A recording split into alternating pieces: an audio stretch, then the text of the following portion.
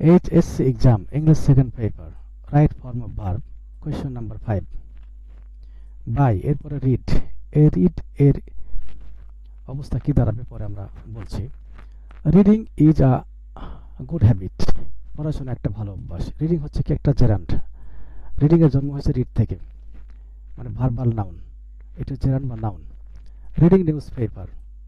সংবাদপত্র পড়া is a good habit একটা ভালো অভ্যাস এই রিডিং নিউজ পেপার হচ্ছে জেরান্ড ফ্রেজ রিডিং বললে শুধু জেরান্ড তারপরে নিউজ পেপার যুক্ত করলে রিডিং এবং নিউজ পেপার দুইটা মিলে হবে জেরান্ড ফ্রেজ বা নাউন ফ্রেজ ইজ হলো ভার্ব এই ভার্বের আগে সাবজেক্টের অবস্থান সাবজেক্ট হতে হলে কি হতে হবে হয় প্রোনাউন অথবা নাউন এখানে রিডিংটা নাউন রিডিং নিউজ পেপার হচ্ছে নাউন ফ্রেজ তারপরে এখানে বাই প্রিপোজিশন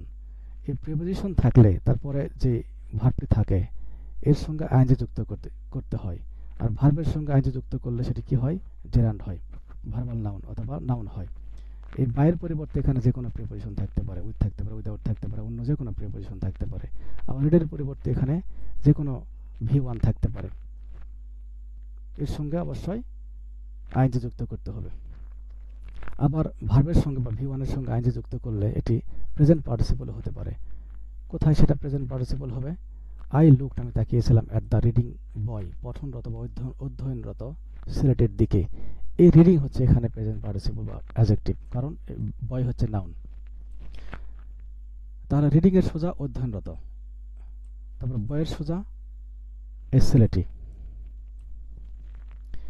আর এখানে কিন্তু রিডিং নিউজ পেপার সংবাদপত্র পড়া ক্রস হয়ে গেছে